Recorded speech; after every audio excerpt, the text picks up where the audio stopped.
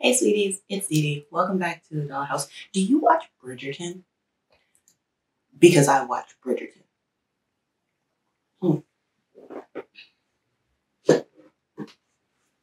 I remember coming back from Christmas, sitting down in front of my TV in January of 2021. And yes, I know I was late to the party, and just becoming obsessed. I wasn't aware of Bridgerton before I watched it. I didn't see any press about it. I didn't see any trailers for it. I went in completely blind, and it blew me away. I didn't realize until after the fact that I had read the books, several of the books, and even owned some of the books, because I was so invested in the world that was created. I'm such a fan. I am basically the ideal customer for something like Bridgerton. Stay at home mom who grew up reading romance novels, who idealizes book boyfriends. My favorite book is Jane Eyre. Okay? So give me a toxic male lead who's growly and self important and like actively rejects the female main character while still being obsessed with her, and I will eat that up. I will eat it up. And Regé-Jean Page's Simon Henry, Arthur Fitzrandolph Bassett, the Ninth Duke of Hastings was just a perfect casting in my opinion, because he looks like what I imagine in my head a historical male lead looks like. It's just good. It was just good. And I know that there's legitimate criticism for Bridgerton as a project, as a historical reimagining, for casting decisions, for wardrobe decisions. I recognize that. But even with all that, I love it so much. And after I watched the first season, I really just wanted to live in that world. But it wasn't until the second season that I finally bit the bullet and bought the fabric and patterns to make my own Regency-inspired costume. And I'm so proud of it now. And I loved getting the opportunity to wear it. So I hope you enjoy watching the process of me making my historical Regency-inspired costume.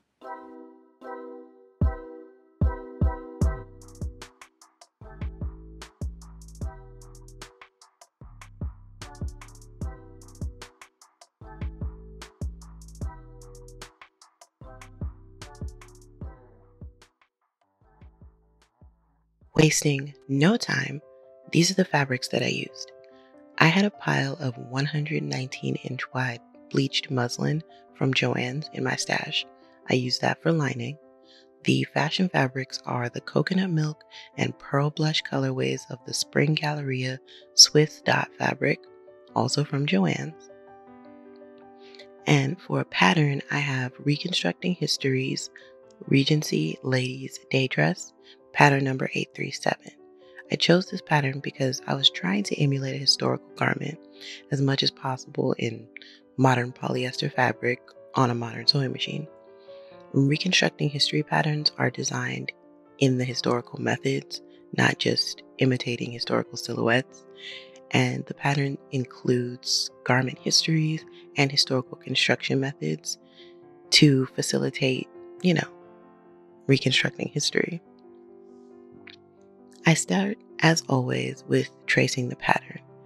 To save paper, I guess, the pattern gives the top of the skirt for the skirt front and skirt back, and you measure down to the length that you want. I didn't do much research, but to my mind, historical means long, so I made my patterns floor length.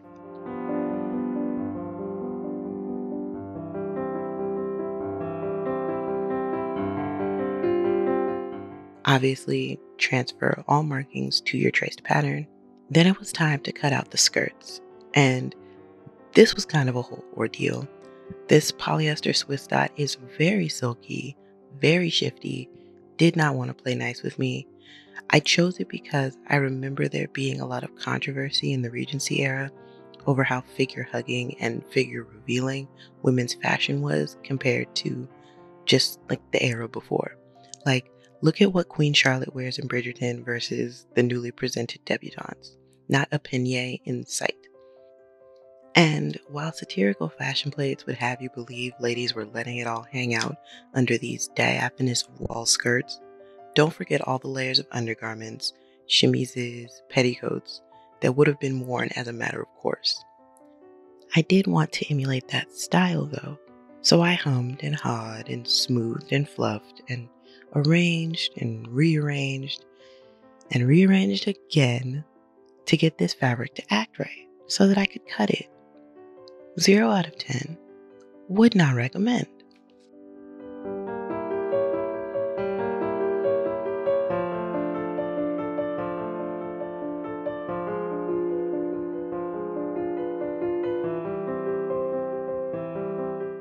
Apparently, to make the bodice, I chose Chaotic Evil and traced the pattern pieces onto my lining fabric, like the craven I am.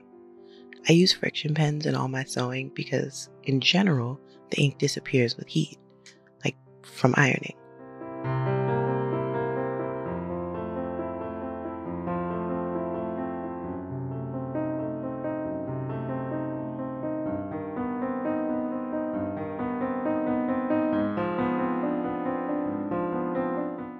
Once all the lining pieces were traced, I cut them out.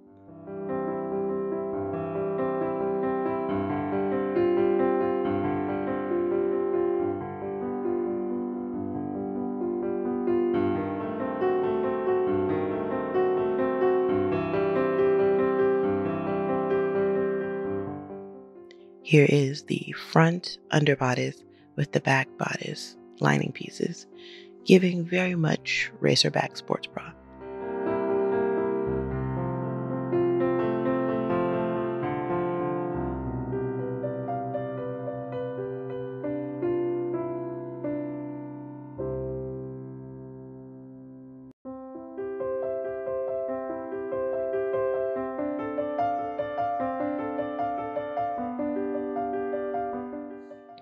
Now we cut out the bodice in the fashion fabric. I used the pearl blush, the more pink colorway for the bodice and sleeves, doing what I had to do to fit all the pieces while matching the gray lines.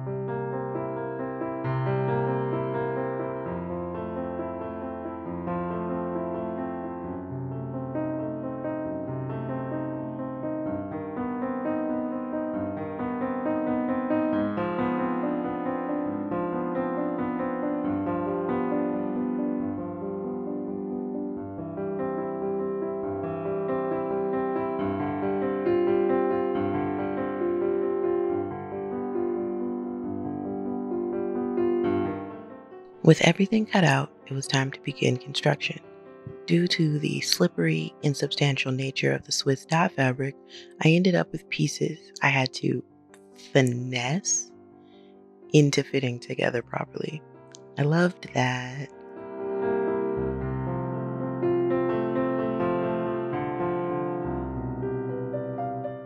Pins were my friend, as they generally are. I am not as coordinated or careful a sewist, so I depend on pins to make me look competent. I made sure to transfer marks when necessary to the lining because I didn't trust the fashion fabric to hold air, let alone essential construction details. I did machine base anything that was lined because, again, I had no faith in the Swiss dot fashion fabric.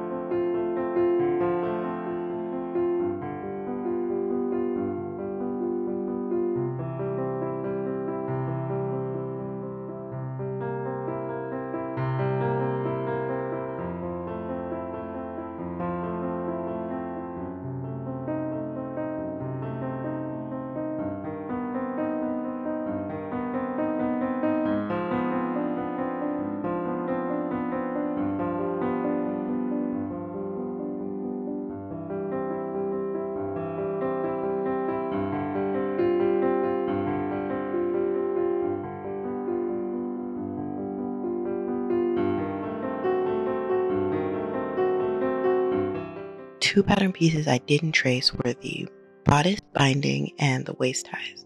I cut those from the pattern because the fashion fabric was tissue paper thin, and I'm a craft goblin, always looking for the craft of least resistance. I did line the waist ties because, say it again, I don't trust that Swiss dot fabric not to disintegrate under the slightest pressure. But with the principal construction of the bodice done, it was time to attach the skirts.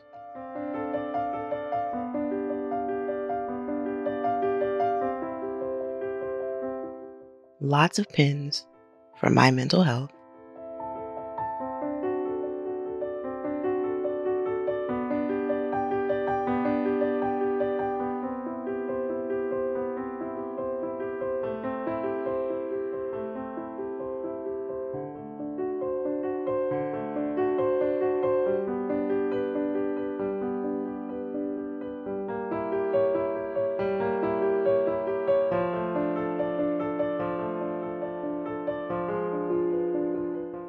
and basically to attach the back skirt to the back and under bodice block, and then attach the front skirt to the front bodice overlap flap, and then sew the skirts together at the sides.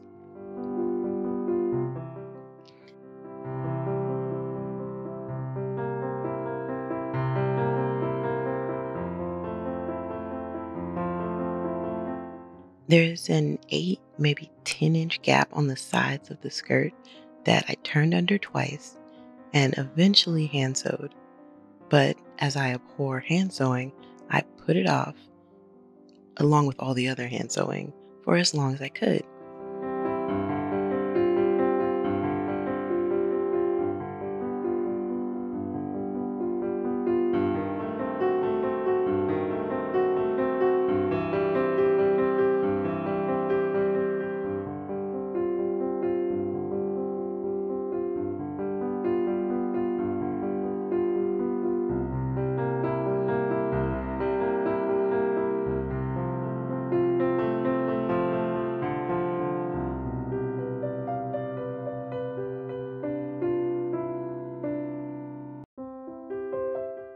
Until all that was left was hand sewing, and I could put it off no longer.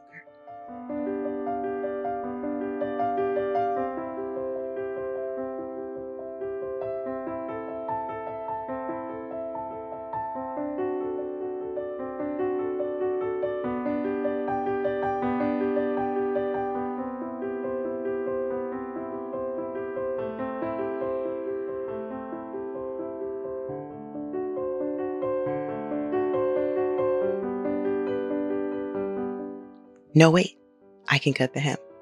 Let the deferment continue while I measure,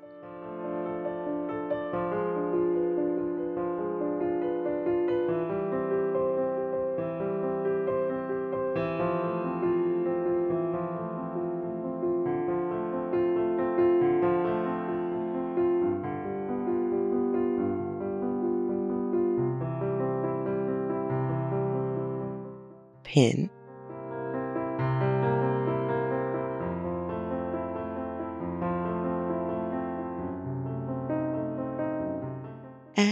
cut the hem.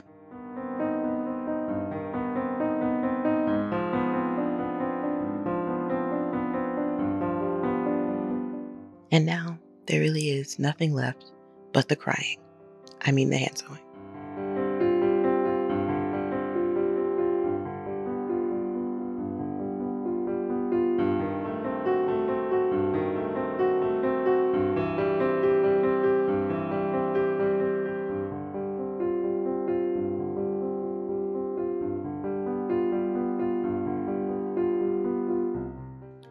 This was a fun night full of joy and merriment. But once it was done, I was done. And the dress was done. And it was time to begin living my historical fantasy.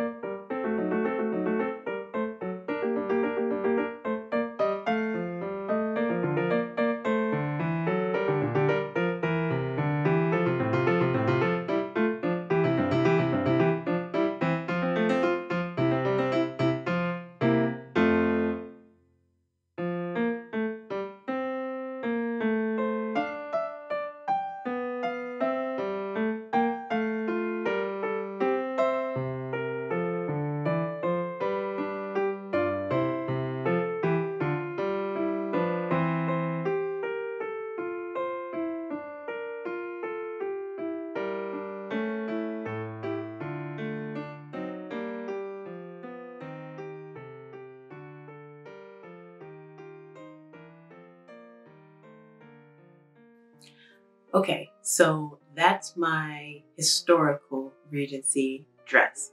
I hope you enjoyed this video. If you did, give it a thumbs up.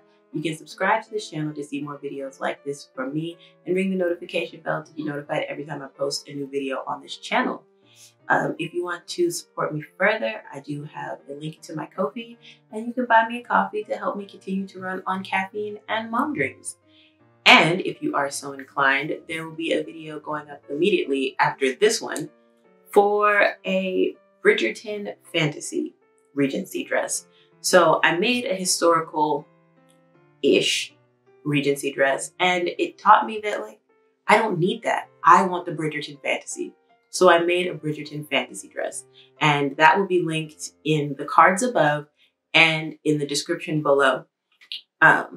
And it'll just be the next in the series if you want to see how I made that Bridgerton fantasy dress. Again, thank you so much for watching. And as always, you stay cute. Bye, guys.